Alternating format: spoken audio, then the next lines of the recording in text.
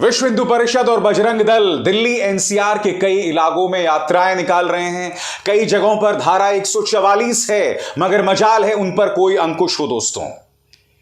हरियाणा में हालात बद से बदतर हो गए, मगर मणिपुर की तरह प्रधानमंत्री ने यहां पर भी चुप्पी साधे हुए है। प्रधानमंत्री क्या कह रहे हैं मैं आपको बताता हूं, क्योंकि देश के प्रधानमंत्री और देश के गृहमंत्री दोनों को यह जो टकराव उबल रहा है इससे कोई लेना देना नहीं है दोस्तों।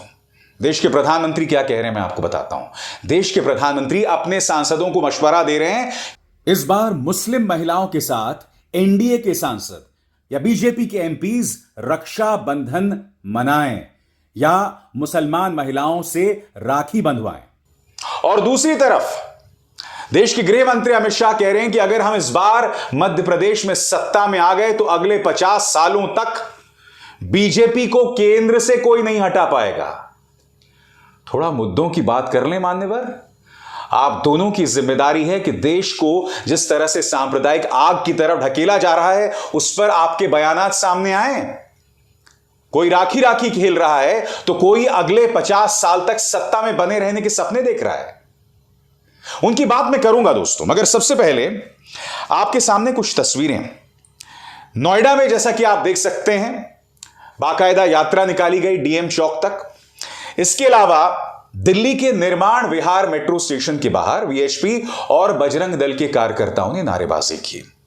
मैं आपको बतलाना चाहता हूं कि दिल्ली महिला आयोग के अध्यक्ष स्वाति मालीवाल ने क्या ट्वीट किया है, क्योंकि इस तस्वीर की विश्वसनीयता को जांचे जाने की जरूरत है। वो कह रही हैं, नांगलोई पुलिस स्टेशन के ठीक बाहर खड़े होकर सड़कों पर खून बहाने का भाषण दिया जा रहा है।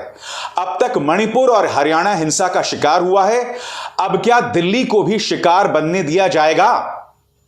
एक तरफ पुलिस कह रही है कि किसी ने गड़बड़ की तो एक्शन लेंगे। यह वीडियो कल से वायरल है। क्या पुलिस ने इस वीडियो की जांच की? यदि वीडियो सही है तो इसको अरेस्ट क्यों नहीं किया? 3 मिसाल मैं आपके सामने रख चुका हूं दोस्तों। मगर जो लोग इस तरह की भड़काऊ बातें कर रहे हैं, जो लोग इस तरह के बयानात दे रहे हैं, इनफैक्ट गुरुग्राम का एक और वीडियो वायरल हो रहा है। उसमें कुछ युवाओं को दिखाया गया है दोस्तों, मोटरसाइकिल पर सवार होकर जा रहे हैं और वो लोग जा रहे हैं शांटीज की तरफ और वहां पर जाकर बोल रहे हैं कि शाम को तो सिर्फ ट्रेलर दिखेगा, कल हम तुम्हें फिल्म दिखाएंगे। यानी कि हिंसा की खुली धमकी। प्रधानमंत्री पूरी तरह से खामोश, देश के गृह मंत्री का कोई बयान नहीं। हरियाणा सरकार अलग अलग जुबानों में बात कर रही है, उसकी चर्चा होगी, मेरे साथ बने रहिएगा। मगर मैं आपसे कुछ सवाल पूछना चाहता हूं। जो लोग ये काम कर रहे हैं, जो लोग मोटरसाइकिल्स पर जाकर धमकी दे रहे हैं, दंगे भड़काने के काम कर रहे हैं, कुछ चेहरों से मैं आपका परिचय कराना चाहता हूं। अनुराग ठाकुर, अमित शाह, गिरिराज सिंह, रविशंकर प्रसाद, शिवराज सिंह चौहान, निशिकांत दुबे, इन सब के बच्चे आपको किसी भी प्रदर्शन में दिखाई देते हैं? दंगा भड़काने की अपील करते हुए दिखाई देते हैं? हिंसा करते हुए दिखाई देते हैं? क्या इनके बच्चे कभी भी किसी हिंसा का शिकार होते हैं? ईश्वर करे ऐसा कभी ना हो। मगर कहने का प्रयास मैं क्या कर रहा हूं दोस्तों, इनके बच्चे अच्छे अच्छे स्कूल्स में पढ़ते हैं, अच्छी अच्छी यूनिवर्सिटी से निकलते हैं। निशिकांत दुबे के बेटे तो हाल ही में एडिनबरा से उन्होंने डिग्री हासिल की और अब वो लंदन में नौकरी कर रहे हैं दोस्तों। स्वदेशी स्वदेशी की बात करने वाले और देश के अंदर माहौल बिगाड़ने वाले ये नेता और इनके बच्चे तो बाहर नौकरी कर रहे हैं। आप क्या कर रहे हैं? अपने आप से सवाल किया कभी आपने? आप जो इस तरह से दंगे भड़काने का प्रयास कर रहे हैं, आप अपना कितना नुकसान कर रहे हैं मुझे बताइए। उनके बच्चे कभी सड़क पर नहीं उतरते, दंगा नहीं भड़काते, उन्हें कभी लाठियां नहीं लगती। स्मृति ईरानी, उनकी बेटी तो सिली सोल्स बार चलाती हैं भाई। तालियां नहीं बजाएंगे आप उनके लिए? इस बात का फर्क समझिए दोस्तों कि भारतीय जनता पार्टी का कोई भी नेता और उसका कोई भी बेटा किसी भी दंगे में शामिल नहीं होगा, ठीक है? अब वो संचालन एक अलग मुद्दा है, मगर इनका कोई भी बच्चा किसी भी प्रदर्शन में शामिल नहीं होगा। इन पर एक हल्की सी खरोच नहीं आएगी। मगर आप सड़क पर उतरकर इस तरह से नफरत का शिकार हो रहे हैं, उन्हें भूल जाइए। इन नेताओं के जो पालतू पत्रकार हैं, 2 मिसाल मैं आपको देना चाहता हूं।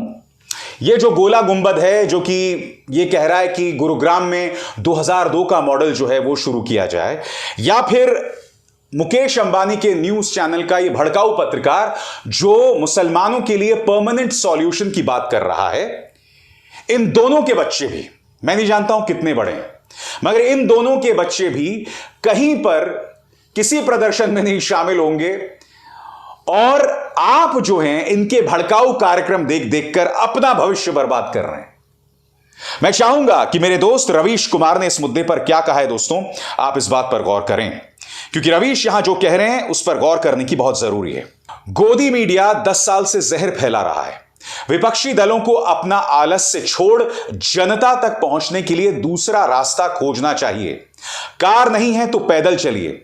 आप इन्हें जितना भी विज्ञापन दें, इनके एंकर्स को इंटरव्यू दें, मगर चुनाव में सिंगल कॉलम स्पेस नहीं मिलने वाला है। 2019 का ही कवरेज देख लीजिए, 2024 में भी यही होगा। विपक्षी दलों के नेता इन चैनलों में कैसे जा सकते हैं? सभी को एक प्रतिनिधिमंडल बनाकर मुकेश अंबानी के पास जाना चाहिए, कहना चाहिए कि उनके चैनल पर बैठे 2 एंकर जहर फैला रहे हैं। आप क्यों इन एंकर्स के सामने लाचार हैं? क्या ये एंकर अंबानी समूह के मालिक हैं?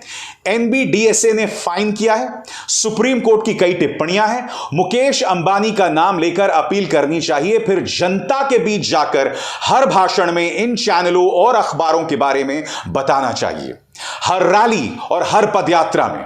अगर इतना नहीं कर सकते तो फिर घर में रहिए।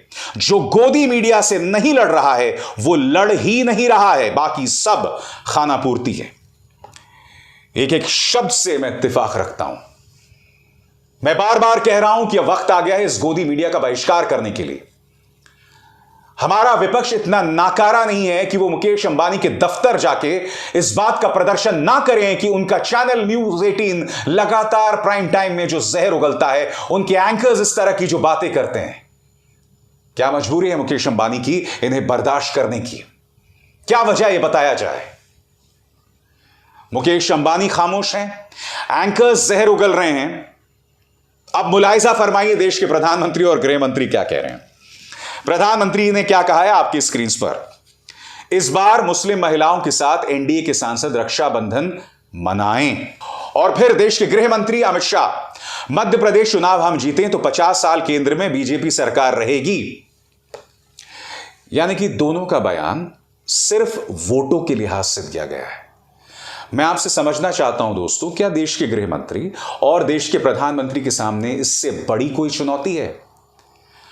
मणिपुर पर संसद में आओ बोलो, विपक्ष लगातार कह रहा है, मगर मजाल है प्रधानमंत्री कुछ कहें। देश के गृह मंत्री मध्य प्रदेश में जाके कह रहे हैं कि अगर हम इस बार चुनाव जीत गए तो अगले 50 साल तक हम सत्ता में रहेंगे। अरे अगले 50 साल तक आप सत्ता में रहेंगे और अगर यही राजनीति आप करते रहेंगे तो क्या देश बचेगा? देश के सांप्रदायिक ताने बाने को कुचला जा रहा है, रौंदा जा रहा है, नोच कर फाड़ा जा रहा है। आपको कोई परवाह नहीं है, क्योंकि आपके जहन में सिर्फ एक चीज है, वोट। आप देश की जनता को इस तरह से ब्रेन वॉश कर चुके हैं कि आपको परवाह ही नहीं है। आपको यह लग रहा है कि भाई जनता ब्रेन वॉश्ड है और जाए जहर में और डूबे नफरत के दलदल में, हमें तो वोट से मतलब है।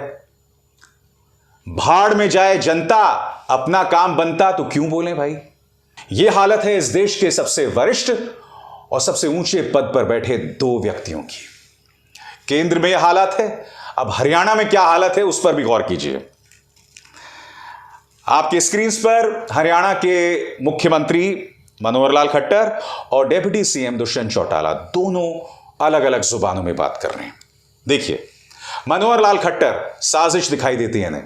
सुनियोजित और षड्यंत्रपूर्ण तरीके से नूह में सामाजिक यात्रा को भंग करने के लिए आक्रमण किया गया और पुलिस को भी निशाना बनाया गया, जो बड़ी साजिश की तरफ इशारा करता है। मगर इसके बिल्कुल उलट डिप्टी चीफ मिनिस्टर क्या कह रहे हैं। यात्रा के आयोजकों ने पूरा ब्यौरा प्रशासन को नहीं दिया था कि कितने लोग आएंगे। कहीं ना कहीं उसकी कमी के कारण यह दुर्घटना हुई। इसमें शामिल सभी लोगों पर कार्रवाई होगी। यही नहीं, गुरुग्राम से भारतीय जनता पार्टी के सांसद राव इंद्रजीत सिंह क्या कह रहे हैं, इस पर भी गौर कीजिए। यात्रा में हथियार लेकर कौन चलता है? भाजपा सांसद राव इंद्रजीत ने नूह हिंसा पर हिंदुत्ववादी संगठनों पर ही सवाल खड़ा कर दिया।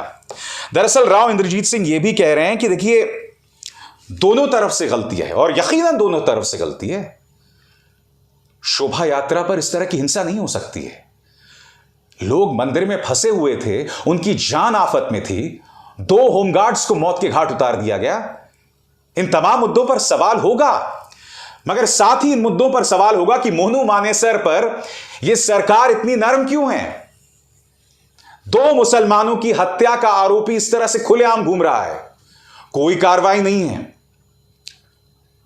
गलतियां दोनों की तरफ से हुई हैं, मगर जो लोग समाज में शांति को भंग करने की कोशिश कर रहे हैं, जिनके नेतृत्व में सब हो रहा है, उनको लेकर सरकार और प्रशासन खामोश क्यों है, यह सवाल भी तो किया जाएगा ना। और यह सवाल मैं नहीं कर रहा हूं, दुष्यंत चौटाला कर रहे हैं और गुरुग्राम के सांसद राव इंद्रजीत कर रहे हैं। क्या कहिएगा उसके बारे में, बताइए आप। और इन सब चीजों के बाद भी प्रधानमंत्री खामोश हैं, देश के गृह मंत्री अमित शाह खामोश हैं। खामोशी से अब बात नहीं चलने वाली है दोस्तों, क्योंकि अब मामला गंभीर होता जा रहा है। पिछले 48 घंटों में निहायत ही गंभीर घटनाएं सामने उभर कर आई हैं। चाहे वो मुंबई जयपुर ट्रेन में आरपीएफ का एक जवान जिसने 4 लोगों को मौत के घाट उतार दिया, और फिर उसके कदमों में जब लाश पड़ी हुई थी तो वो ये कह रहा है कि वोट तो मोदी योगी को देना। कावड़ियों को लेकर हिंसा जो बरेली में हुई, और फिर गुरुग्राम में आप देख रहे हैं नूह से जो आग लगी वो अब गुरुग्राम में आकर लग गई है, और कोशिशें लगातार जा रही है कि दिल्ली एनसीआर के तमाम इलाकों में यह आग फैल जाए। बार बार इस मंच से मैं तमाम पक्षों से अपील करता रहा हूं कि एक अशांत समाज किसी के भी हित में नहीं है। एक ऐसा समाज जिसकी नसों में अराजकता फैला दी जाए, या जहां आए दिन दंगे भड़कते रहें, जहां बच्चे स्कूल जाने से डरें, जहां मां बाप अपने बच्चों को स्कूल भेजने से डरें, जहां एक इंसान इस बात को लेकर चिंतित है कि मेरे बुजुर्ग पिता जो मॉर्निंग वॉक के लिए गए हैं वो सुरक्षित लौटेंगे या नहीं। अगर समाज के मन में यह चिंता लगातार बनी रहेगी तो यह समाज नहीं रहेगा। यह मत सोचिए कि एक समुदाय पर हमला करके या कुछ लोगों पर निशाना साधकर आप खुश रहने वाले हैं। और यह नसीहत मैं दोनों को कह रहा हूं, हिंदुओं को भी, मुसलमानों को भी। मुसलमानों को एक बात समझना पड़ेगा कि इस वक्त हम जिन हालात में जी रहे हैं, व्यवस्था आपके खिलाफ है। हिंसा अगर आप करेंगे तो उसकी सजा आपको मिलेगी और मिलनी भी चाहिए, और अगर आप हिंसा करेंगे तो उसका शिकार आपके परिवार वाले भी होंगे। हिंदुओं से भी नसीहत कि अपने आप को दंगाई बनने से बचाइए। यह कैंसर आपके नसों में भरा जा रहा है। अगर आप विक्टिम हैं, अगर आप पीड़ित हैं, अगर आप पर निशाना साधा जा रहा है तो आप उससे बच सकते हैं।